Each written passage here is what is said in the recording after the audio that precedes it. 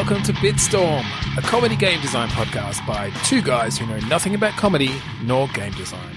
I'm Ben Slinger, and with me, as always, is Trevor Scott. Yes, I am. Hello. Hello. So, Trevor, do you realise that last week was our episode 50, and we didn't even realise? No, I didn't. Until you told me about, a day later. A day after we actually recorded it. Yeah, we've done 50. That's a nice round number. Happy 51 now. And next week it'll be 52, so that'll be one for every day of one for every week of the year. That's right. We've been doing it for slightly more than a year, but because we were releasing fortnightly at the beginning, we didn't quite make it to 52 yet. But we're nearly there. So as long as we don't die this week or something ridiculous, we'll get there. Let's hope we don't. All right. Do you want to explain click pitch to the fine folks at home? To the two listeners. Okay, so click pitch is a game where we have a random word generator in front of us. We both click refresh on the count of 3, 2, 1 click. And then we mash those two words together and come up with a game design idea. Sometimes funny, sometimes interesting. Always good. Always fun. For us. I don't know about you guys. We have fun. That's why we keep doing this thing. Yeah. All right. Shall we click? See what comes up? 3, 2, 1 click. Shrug. Nonsense. Shrug nonsense. Okay. It's a translation game. Okay. Where it's sort of a multiplayer thing, but you can't chat. It might even just be part of another game. I don't know, some sort of game where you can communicate with people, but you don't have voice chat and you don't have text chat. All you have are emotes and a way of, I don't know, sending sort of random syllables or noises or something. Or maybe that's all you have. Maybe all you have is the random syllables and noises, and the only emote you have is a shrug. So somehow these people have to figure out how to turn that into a way to communicate when literally the only sort of response they can give to something is more gibberish or just go, oh. And that's just the communications aspect of it. The rest of the time, It's just a wave shooter. Yeah, it's just a co-op wave shooter. But so you have to basically figure out over time that when your character yells out, gobble, gobble, gobble, gobble, that means you're playing with a whole heap of turkeys. Large enemies coming from the west. Like, it's super serious otherwise.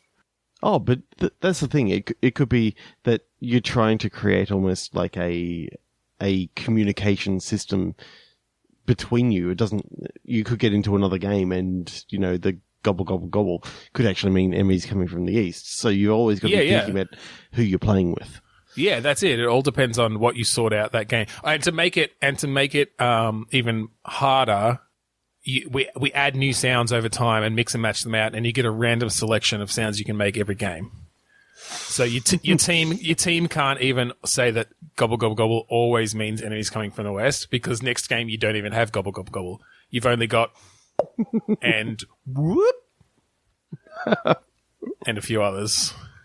Fart sound.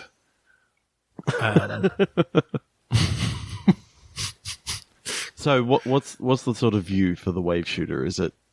I'm thinking it's like a super serious, like Gears of War style horde mode kind of. Oh yeah. Like, I love the idea of it being totally no nonsense, like super serious, takes itself seriously, vicious and bloody, but every time these people open their mouths, just gibberish comes out. Yeah. All that comes out is blah, blah, blah, blah, blah, or whatever, like whatever the sounds are. They have to be distinguishable. Now I'm just picturing that they're all doing like that scene from Bruce Almighty, where Steve Carell is going, yes. Exactly. I mean, we could even make it that we give them words in there as well, occasionally, like sounds and words, but they're not any words that could make any sort of sentence. You just get like truck, pencil, lamp. I love lamp. Yeah, I set you up for that one. I knew you were going to go there after the Steve Carell. Yeah, I don't know. I like that idea. And I mean, obviously, if someone is playing in the same room, then they messed it up. But that's always the way with any sort of shooter sort of thing. You always have the advantage then.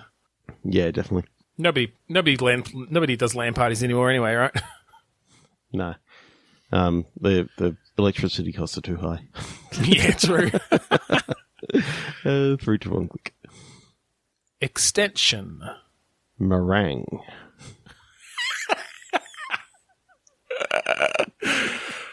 All right. So I pictured a VR game. Yep.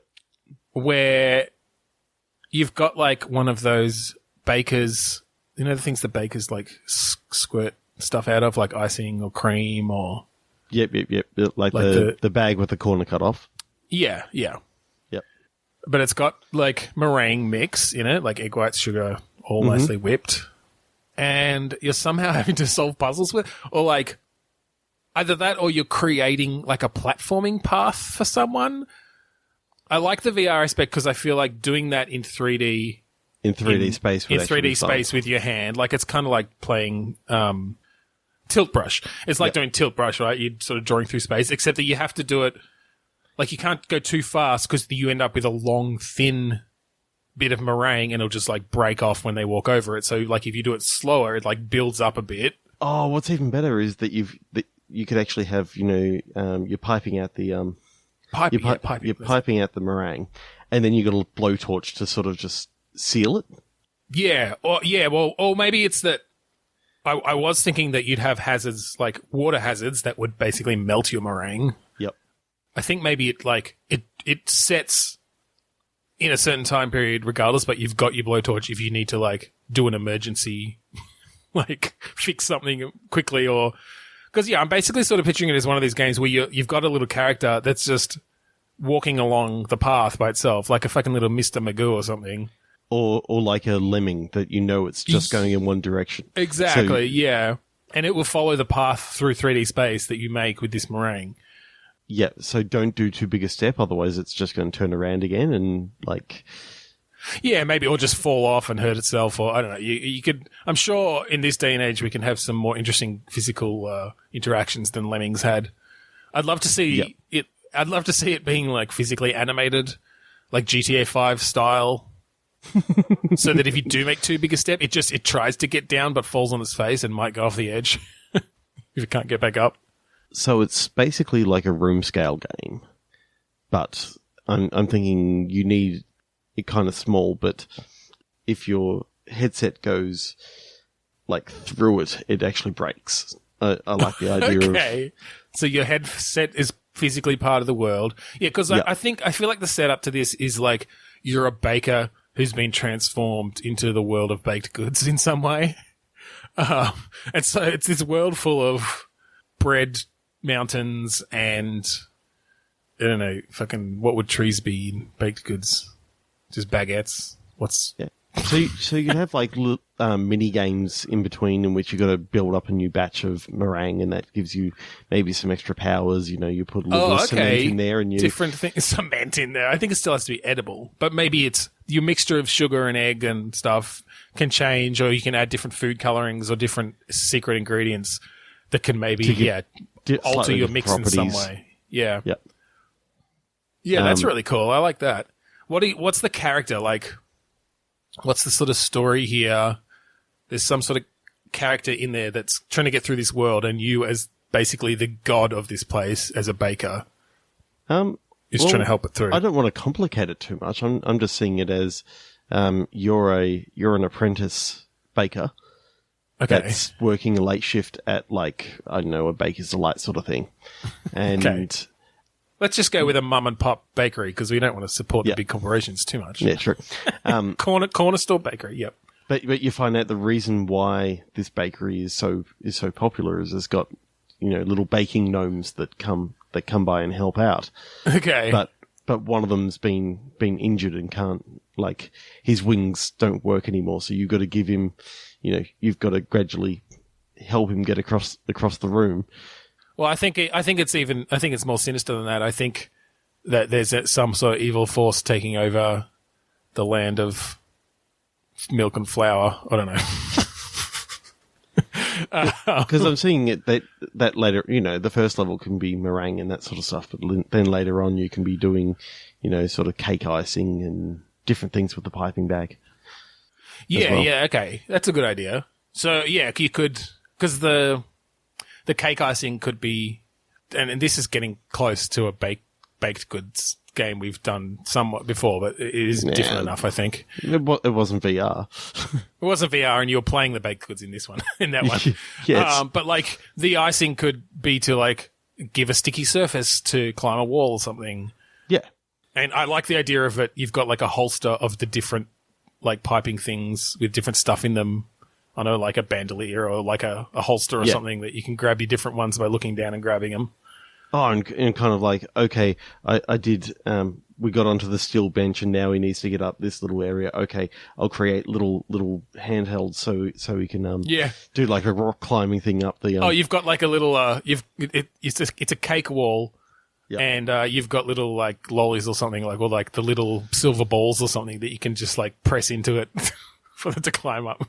That's cool.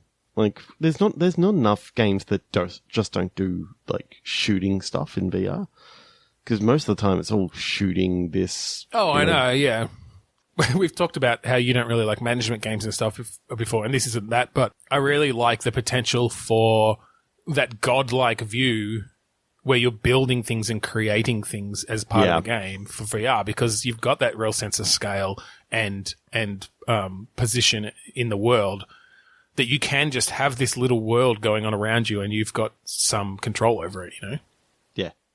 And it'd actually be cool to sort of have like a fantastic contraption sort of building thing that you could then, put some of these contraptions into the world. The world. And just let them go. I think that's a different game, but I know what you mean. I don't think that would go in the bakery game. No. But it would be cool to create a game where you're making these little contraptions, and then you can sort of, it's like winding up a car and then you just set it down and whatever you've built kind of goes off and does its thing. Yeah. But yeah, I'm picturing that maybe one of the baking gnomes has actually gone rogue. Oh, okay. In their baking game, and they've started taking from their own supply and like eating all the meringue, and they've grown huge and fat. Yeah, and maybe they've decided that they want to support the corporations. Right, there you go. There's a whole analogy there between a whole metaphor there of exactly 3, cool. 2, 1, click. All right. The hell is that word? You tell me. Festoon. That's to like decorate. It's a verb, I think, to decorate. A chain or garland of flowers, leaves, or ribbons hung in a curve as a decoration. Adorn a place with chains, garlands, or other decorations. Yeah, I was thinking of the verb, to adorn something with decorations. My word is or, as in O-A-R. Okay. So, okay, I've got it. I've got something here. You play a fish. Okay, yep. And you've got a little house under the sea with blank walls. And every fisherman that you take out, you take one of his oars as a trophy. Yep. And put it up on your wall. Yep. Festoon your wall with their oars.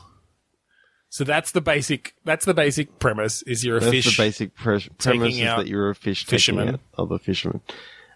How about, rather than, because fish I see immediately as small, and then I go, how big's this bloody house underwater? How about it's like a swamp monster sort of thing? Okay, but it starts off young and weak. It starts off young and weak, yeah. It's got to be some progression there. So you've got the underwater stealth mechanics sort of thing, so you can, sort of sneak up on these fishermen. You only want to take out, the drunk fishermen at night at first. Yeah, initially, of course, yeah. And then later on, you're happy to, run into the tinny sort of boats and capsize them and kill the two fishermen there. Yep. is it not just ores that you can collect? You can collect some other things as well. Well, so I'm not sure how I want to go with this because I was kind of thinking. Initially, I was thinking maybe you make it that there's actually a limited number of fishermen, and it's almost like a bit of a boss fight, or each fisherman themselves are a mission, and they have particular ores that are unique to them, so that you can see up on your wall. It's like, oh, that was the one that they had the ore with like the red flames pointed alongside it because they're a real rev head or something. Yeah. So you could do it that way, but I think it would also be fun to just have more of like an open world-ish sort of thing where you've got this whole huge lake that you can go around in, and like, the different fishermen go to different areas and stuff at different times, so you've got a bit more choice in who to attack when. But then that would be a bit more of just a collection. Yep. Like, obviously not all of them are going to have their own unique ores. Maybe you could do a combination of both. Maybe you could have the sort of open world, but that there are these like 10 special like elite fishermen or something that are basically the bosses, and they're the ones that you collect the ores from. For the rest of the time, you've got like kids swimming in the lake that you can sort of go and. Yeah, well, you could have all sorts of interesting things because, like, yeah, if you could go during the day when the kids are swimming in the lake, and I don't know, snack on a kid or two, but you're gonna like raise the alarm, raise the profile of the lake. Yeah, they're going to know that something's in there. They're going to start posting more security around, and people are going to start trolling the lake for these missing kids. It's going to be a lot harder to hide. You've always got the two teenagers that have gone off for a skinny dip. Well, oh yeah. You can actually they didn't tell anyone where they were going, so you can take them out and then take their clothes, and they become some of the things that you can adorn your house with. Yeah. But what you really want are those prize fishermen sort of ores. Yeah, absolutely, because they're the ones who are a challenge, right? Like, yeah, they sort of know what they're doing. They're looking to catch something.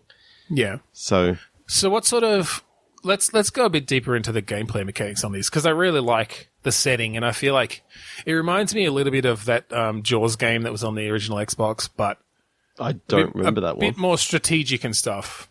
So, I mean, obviously one thing you could do is just like leap out of the water and pull them out of the boat. And maybe that works for the drunks, but they're also going to know you're there and are going to start getting away from you.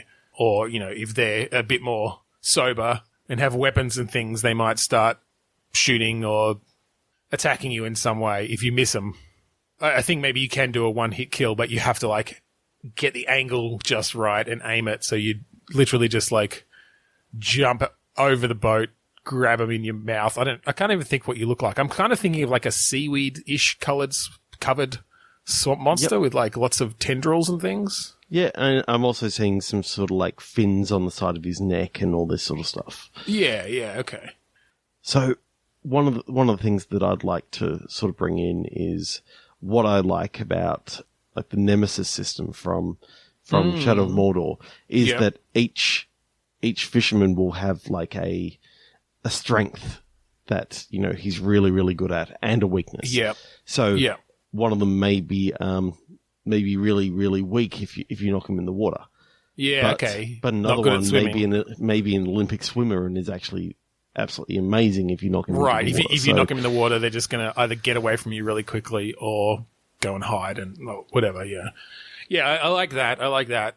And yeah, you can have different techniques for knocking their boats over. Obviously, it'll depend on the type of boat. If they're in a fucking yacht or something, that's going to be more difficult. But if they're in a little dinghy, then that might be a bit easier. I like the idea of, one that's actually is weak to like children.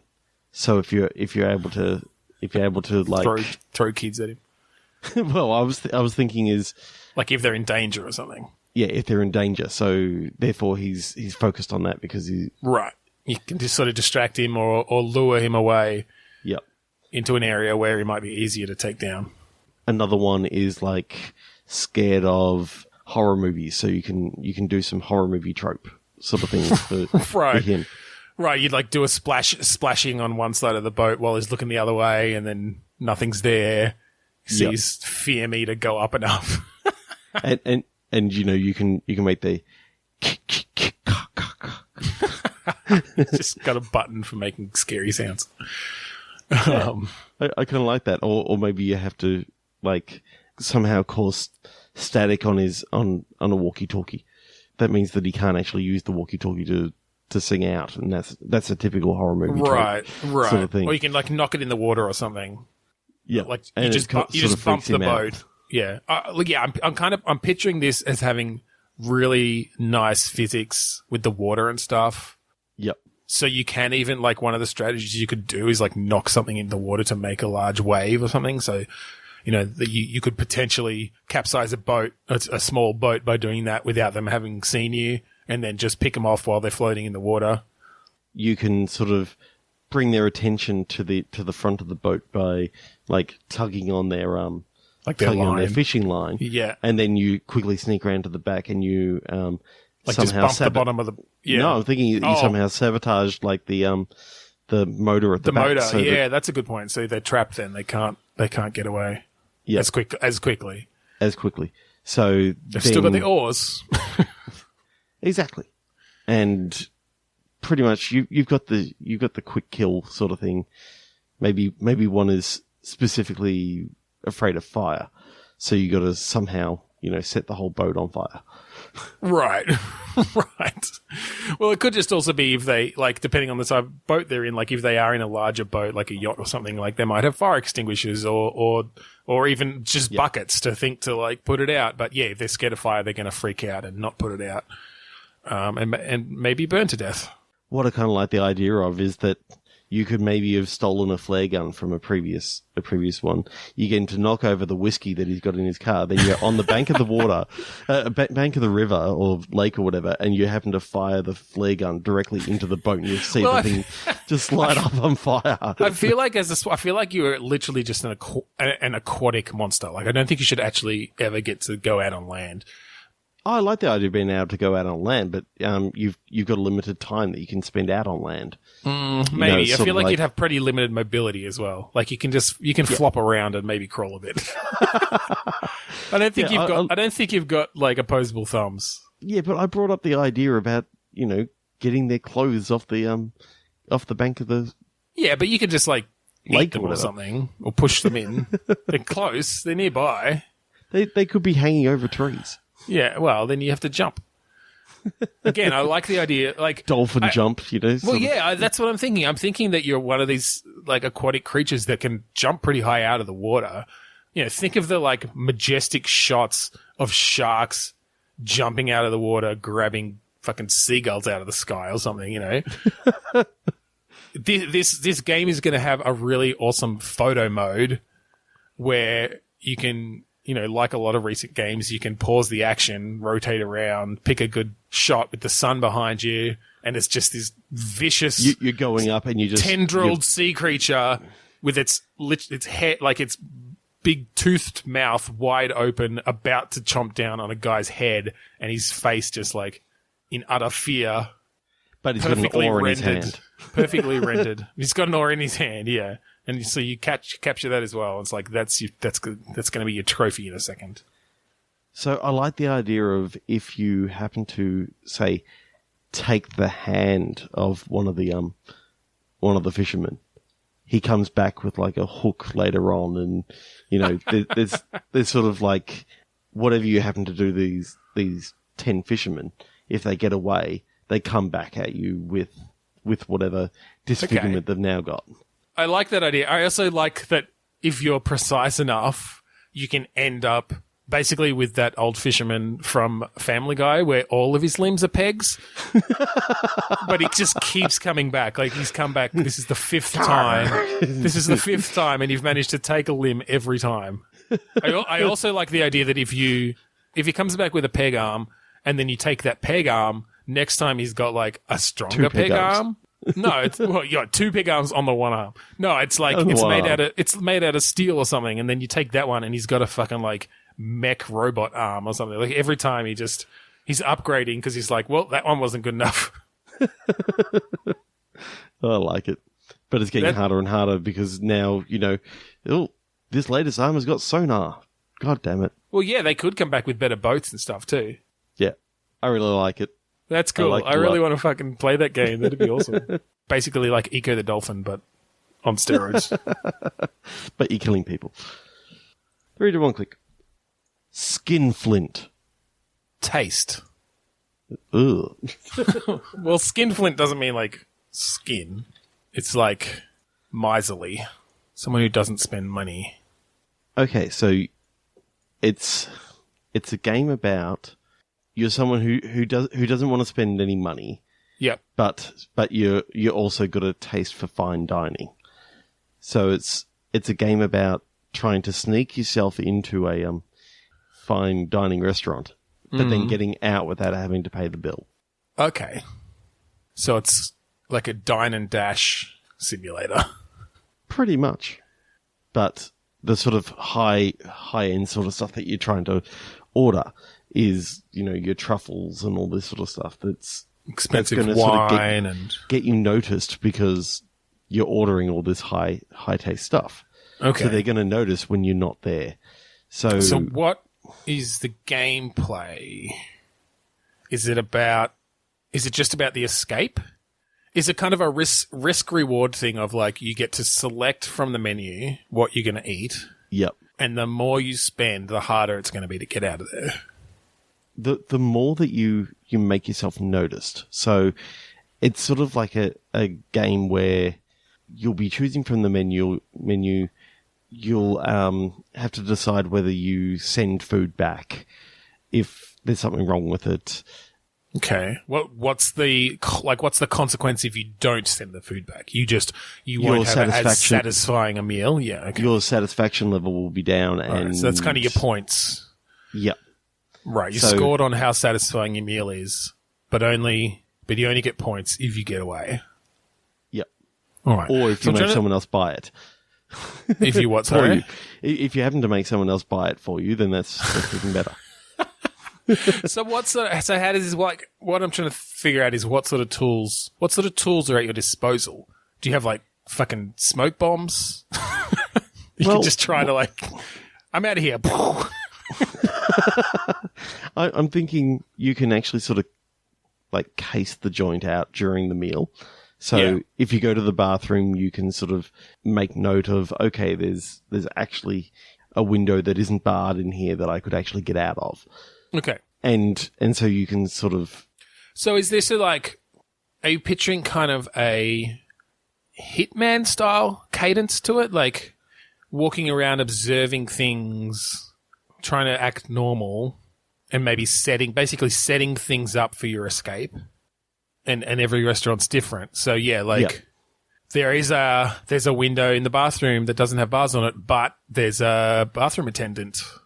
So you have to take a giant dump in the women's bathroom. So they have to get people into house. I was actually thinking, rather than a giant dump in there, just taking a roll of toilet paper and just shoving it down, hitting the flush button, and then sort of just to distract walking them out. Yeah.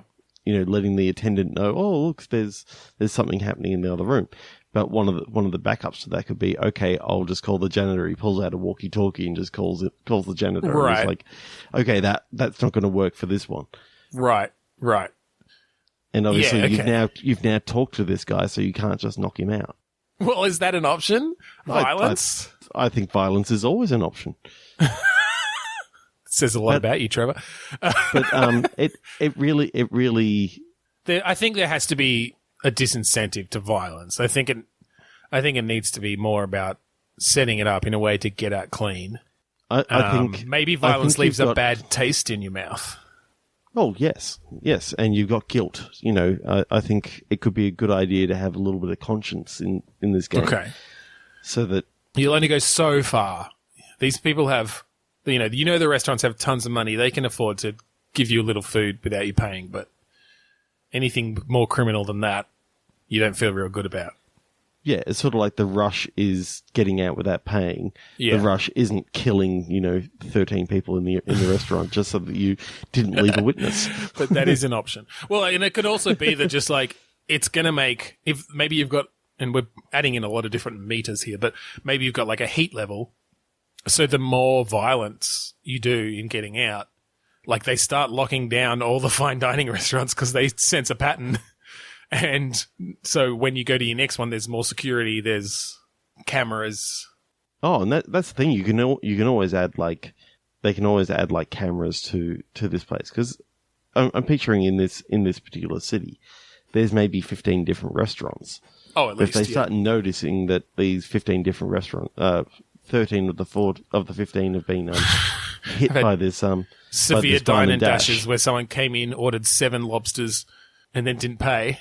Yep. And took off with a $1,000 bottle of wine. Smashed it over the head of the bathroom attendant. We found the $1,000 bottle of wine shoved down the toilet. Yeah, that's kind of cool. It's kind of like it is Hitman-esque in its way, but it's less about the violence and more just about the escape. It's sort of a heist game, but you're not like you're sort of stealing things out in the open and then just trying to get away with it. Yep. And yeah, you could theme each level somewhat around the type of restaurant and obviously that affects the types of food you can buy, but maybe you can use certain food items to do certain things as well. I'm now picturing that you can like bribe the busboy to basically get you a uniform that you then put on and you go through the kitchen and you can get out through there basically. Yep. Dressed as the busboy or whatever. Yep. Or another option for that level could be like starting a fire in the kitchen, like not a huge fire, but again, a distraction fire that fills it up with smoke and takes people's attention, and you can just walk out the back door. You can like set a small fire in a waste paper basket in the ladies' toilets, and yeah. And then you got the maitre d' who runs off that way, and you just sort of sneak out and But with all these different things, you gotta wonder whether these people actually were able to recognize you. That's it. So you do have to be aware of the cameras in the real high end places, because again, that'll raise your heat level if they're able to go back, look over the tapes, and see, oh, that's that person. Like over time, they're going to know who you are. I also like the idea of you can maybe only do this once, but you bring in a notepad and pose as a food critic, and they just give you the food for free to try to get a better review. But they figure it out once no review comes out. But again, you can only do that if your heat level's low enough, right? Because otherwise they're going to recognize you. Maybe you have to get disguises later on as well. It's the only way, if you do have a high heat level, that you can even get into the restaurants in the first place. All right, I think we should click again. That's cool though. I like the stuff that we did with that. Click. Goat. Camping. Okay, so my mind has gone to it's a first-person shooter where everyone plays goats and you've got annoying spawn campers. That's just where my mind went to. I'm just picturing goats camping around spawn, the spawns basically trying to destroy everyone. Okay. So it's a goat, a first goat shooter. Yep. Do you have guns? Or do you just, butt into people? I'm thinking that you just butt into people. God, that's going to be disconcerting in first person, but anyway. You know what I'm talking about, though. Like, if everyone was playing a goat. Yes. And that was just sort of a king of the hill sort of situation. Right, okay. Okay, so you're just sort of trying to... Okay, so it's like a king of the hill sort of thing. You're all trying to stay close to the garbage can and keep that territory to yourself. But the only attack you've got is to, butt people out and away. Yep. Can you kill them then? You must have to, because if you spawn camping, then there's respawning. Yeah, there's respawning. I like the idea of being able to... get a really long run up. Yeah, and you'll do more damage and hit them further away. Yeah, okay. I do like the idea of this being on a lot of high ledges, like they're mountain goats, right? There's a lot of high, thin ledges, And so a lot of the strategy is actually about butting people off the butt. Or butting goats off. With an E. Butt with an E. That was a pun. Yeah, butting goats off of these ledges and things. I feel like that could be cool. Like really sort of frantic. You know, you end up dying a lot, and you're just trying to hold that place at the top without getting knocked off. So you got some pretty awesome climbing mechanics. I'm thinking maybe not first person, then maybe, you know, sort of like your third person, sort of behind. Yeah, behind yeah. you. I guess that's probably better for that sort of game. Although I was kind of liking the challenge of it being first person. But the jumping, I think the jumping would be. It's not like full on platform jumping. It's more like when you need to do a jump, you've got a little indicator that's here's where you're going to land. Yep. But that means you have to stand still for a moment to like plan out your jump, and in that time, someone could come and knock you off. If you've played PlayerUnknown's Battlegrounds at all, there's now first person servers and third person servers. Yeah. So okay, so maybe we can do both. You could have both. Yeah. Yeah. I like the idea of there being literally no weapons. It's all melee, but yeah. The faster that you're sort of moving, the better the sort of headbutt's going to actually be. Yeah, yeah, for sure.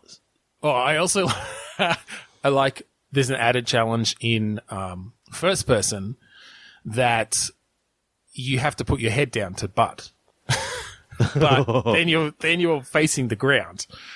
So it's a strategy of like lining up your butt. You can obviously be running towards them, but you have to make sure your head's down when you hit them. Otherwise, you like break your neck on them or something. or maybe you just don't get as a very good butt.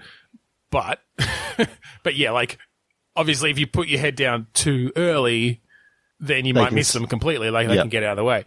But I also I keep saying butt as in BUT. But of course, we're talking about a game with butting, and also you're on a butte.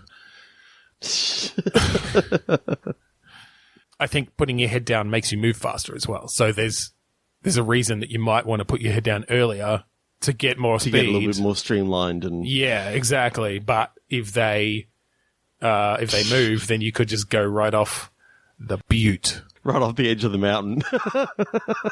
Yeah, because then it's like takes longer to slow down as well, right? I'm just picturing there's going to be some awesome like footage of someone just making that final jump up to the butte, and it's like gone. just as they're doing that final. Like right as they get on that final jump. Well, that's it. Like, yeah, you can definitely knock people out of the air and stuff too. Yeah. I don't think I've ever heard of a game like that before. But yeah, I'm just picturing it. It's really funny. Yeah, that's cool. It's sort of using some of the stuff from what was that? Oh crap! What was the goat game? Oh yeah, Goat Simulator. Yep. Yeah. I just want to correct myself. Apparently, it's pronounced Butte. Butte. No. Yeah. That would have been easier to differentiate what I was talking about. I'm going to go back, and every time I say "but" when I meant Butte, I'm going to overdub it. Yeah, but I also said "but." I'll overdub you too. All right, 3, 2, 1, click. Bake. Knacker. Jesus. You are getting weird words today. So, knacker is like... A person whose business is in the disposal of dead or unwanted animals, especially those whose flesh is not fit for human consumption. Oh. Why did I think it was about, like, castration? Like, castrating. Vulgar slang testicles? Yeah, I knew it was... Or to tire someone out to be knackered, as is often used here in Australia. Yeah. All right. Well, we'll keep those in mind, and we'll figure out which one we're gonna go with. My word was bake. Mm-hmm. Are you baking dead or unwanted animals into pies? I think what you may be doing is you go round sort of cleaning up roadkill. Yeah, and collecting it and selling it to like a local bakehouse. Right. So there's an element of Sweeney Todd in here, like baking these dead animals into pies, and selling them to the rich. Yeah, so I like the idea that you sort of, it's in present day though. So you're going along the highway and you see like a squashed bird, and so you sort of pick it up with your shovel and shove it in your sack. Put it in your sack, and it's all about how quick you can get some of these animals after they've been hit. Yeah, like how fresh they are. Yeah, they'll make higher quality food. High quality pie. Yep. Okay, so the gameplay, obviously there's the scavenging element. Yes. How does that, like, what are the sort of strategies around that? Is it, obviously, if you're maybe near a highway, there's going to be less wild animals, but more cars, like a busy highway. But if you're on more of a rural road, you might get, like, a fox or a skunk. But yes. But there's not as many cars, so, like, yeah. And obviously there's going to be some each day that have just been killed while you weren't there. Like, there's in various stages of decomposition. Oh, and you're also going to have to go up against, the devious fox who's also going around trying to like get a quick meal himself. So okay. if you happen to turn up at a roadkill site, yeah, you might have to scare off the fox first somehow. Your fox may already be there, and it's like, damn it, he got all the best meat, and so you're just left with the really, really unwanted stuff. Right. So you're not going to get as much money for your pies. Yes. So are we doing sort of the selling aspect as well? Do you have to, like, set prices and, like, is there some sort of cooking mini game? Cooking and cleaning, maybe. It may be easier to sell it as minced meat, so, you sort of have to take it back and do some sort of cleaning mini games that then you grind it all down into... Pick out all the maggots. Yep. Take it down into, like, mystery meat and packet it. Yeah, if it's got too obvious of a tire mark on it, then, you can't present it in any real fashion. You just have to mince it up. You can't sell it to, the bigger corporations. You have to sell it to, like... the dodgy places. The really dodgy place just down the road. Yeah. And mum and pops, the whole idea is to try and sell to them. And maybe that's what causes the gnome to go a little bit crazy. He's been eating all the pies. Right. I was trying to figure out where the gnome came from. I'd forgotten about our first game. All right, I think let's click again. I think we've squished all the goodness out of that one. All the meat. Good juicy maggots out of that one. Okay, 3, 2, 1, click. Delay. Convulsion. Oh, God. So, like, maybe something around electricity? Maybe it's a puzzle game. No. Oh, God. Okay, tell me. So you play a woman. Okay. Who's delaying her orgasm. I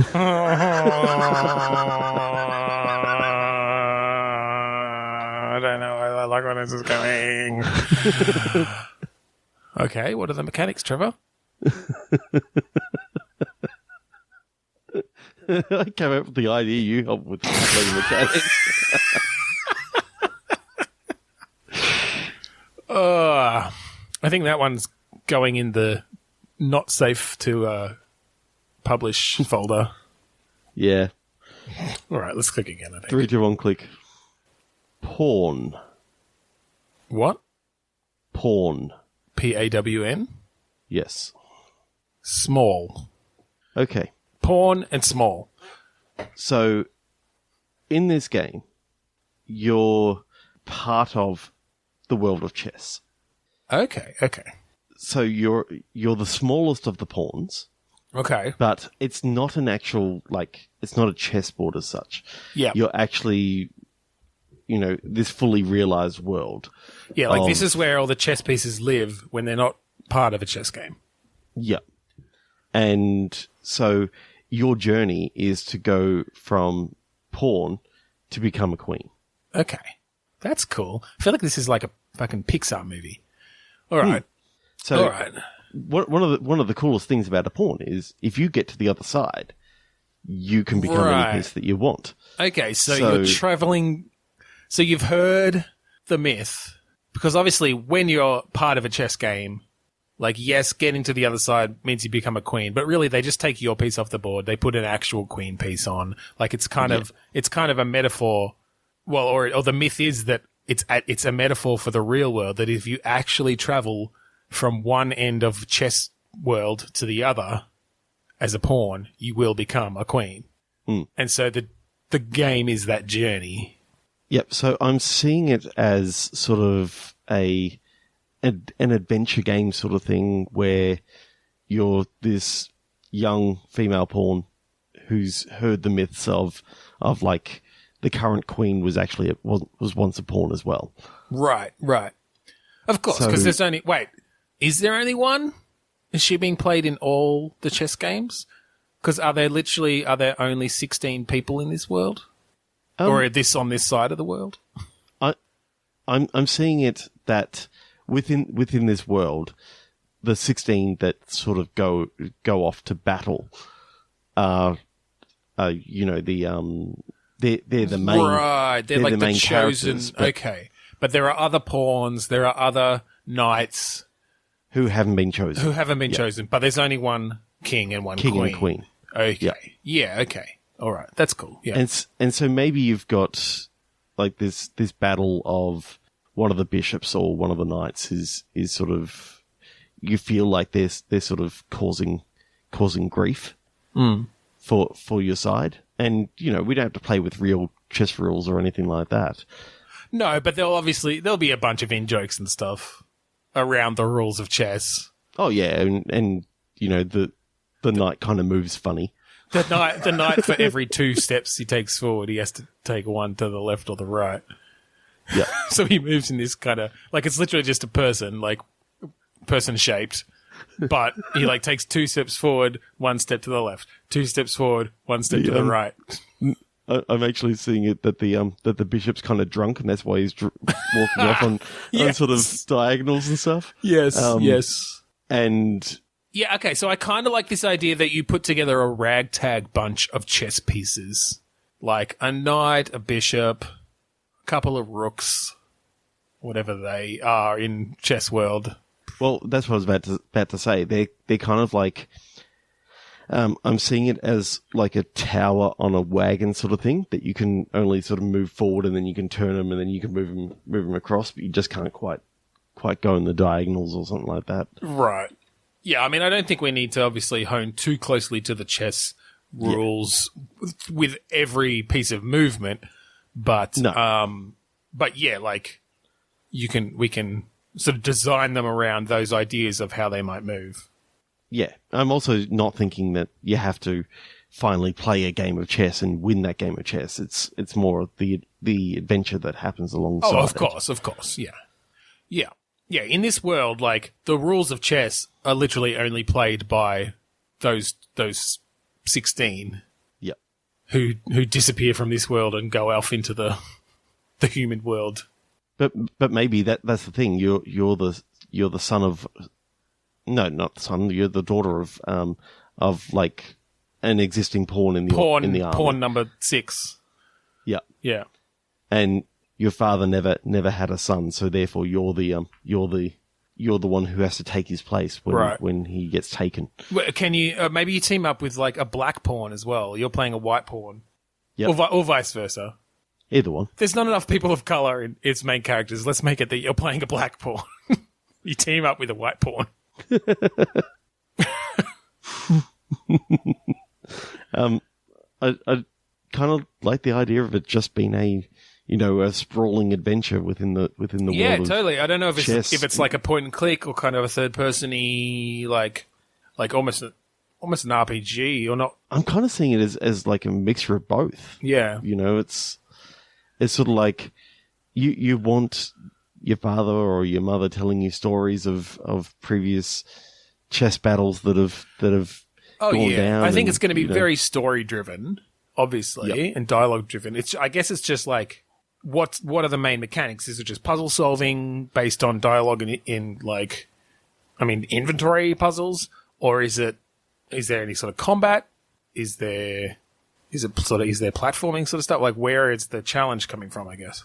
I like the idea of it being puzzle based because I mean, really, chess is a puzzle game. So to have any sort of combat being strategic from a point I don't of think view there should be combat. I was just throwing that out there.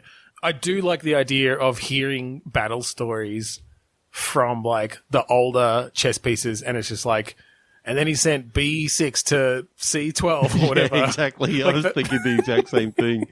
That's the whole way they talk about it. Wow, that's the best move ever. And it's like, it was traumatic though. Like I would never wish that upon you kids. My pawn 7 got taken out by this crazy queen, and it's like you see her come through and just slice this guy's head off. Yeah. And it's sort of like, So are all these people, are they like humanoid? yes, but I think they've sort of got the features of the typical thing. So like the helmet. So all the pawns have very like round helmets or heads. Yeah. And sort of flared big flared coats. Either coats or collars, big flared collars. Yeah. Sort of. The bishop obviously has the pointy hat anyway, because that's like the way it's modelled. Yep. But it's sort of got a chunk taken out of it. Yeah. The knights are literally, sort of on horseback and all this sort of stuff. Well, that's going to make the movement pretty funny then. Is it the horse that's taking 2 steps forward and 1 to the left? Or is it only when they get off the horse? Maybe it's only when they get off the horse. Yeah. Like, I kind of like the idea that the king has eaten so much food that he can barely move. He sort of moves and he goes... That's why you can only move 1 at a time. Yeah, whereas the queen's just this like total badass ninja. Oh, hell yeah. Just move in any direction as far as she wants. Super quick. Yeah. So, yeah, I'm seeing it as like this amazing sort of adventure game telling story, sort of not within the confines of chess, but just basically basing the character. Yeah, I mean it is. It's in the world of chess. It's this imaginary world of chess pieces. Yeah, yeah. I really like that. It's really cool. So we should finish up, but my only thing is like, what sort of people do you meet along the way? Are they all chess pieces? I just worry that would get a bit tedious. No, I'm seeing it that you could actually see, because it's in the public domain, some characters from like Alice in Wonderland and that sort of stuff. Because they did use chess in that sort of maybe, but through the Looking Glass. So I was thinking you could see like maybe a reference or two, but maybe. Well, what about if you meet other people from other board games? Okay, so like as the Monopoly guy. Yep, you see the Monopoly guy, and you see like the thimble sort of going down the street, and then I know you see a Munchkin. Yeah, pawn. I feel like we probably need to stick to. You see like a family of those little pinhead, like from the Game of Life, just like bouncing down the street. I feel like you want to go with like all the classic games. In one part you gotta go through Snakes and Ladders Land. Yeah. Why did it have to be snakes? Oh no, this is Chutes and Ladders. Oh, and you it just changes. There's the operation guy with all his bits falling out. that could actually be kind of cool. That's sort of like just part of the journey that rather than going through the battlefield, she takes a detour off to the side that takes her into different board game worlds. Yeah. So like each game has its own land. I like it. That's like cool. It a lot. Yeah, that's fun.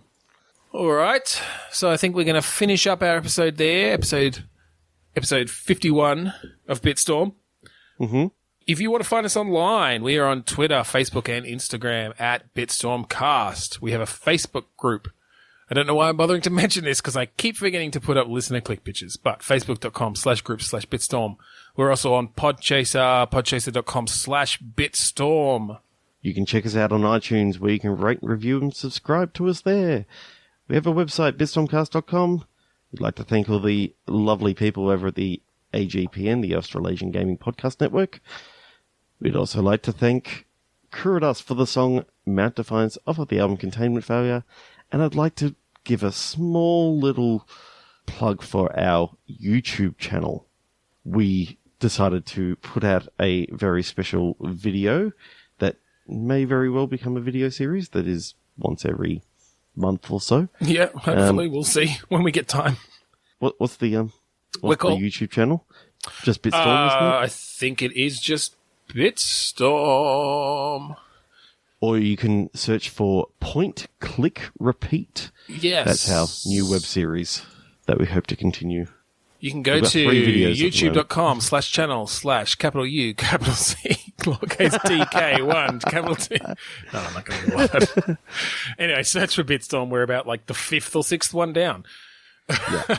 And then check out Point, Click, Repeat, where I play Space Quest 1 really, really badly, and Ben berates me for it for about 14 minutes. Yeah. Good stuff. We had a lot of fun. And we're gonna do Space Quest 2 next. We're gonna go through the whole series, and then we'll choose some other classic adventure games from our childhood to play through. Not necessarily classic. I mean, if Thimbleweed Park comes up, guess what? We're playing that again. It's a classic already. It's an instant classic. It is. Instant classic. And I'm still a child at heart. Anyway. Yes. Thank you again for joining us on Bitstorm this week. I'm Ben Slinger. I'm Trevor Scott. Meringue.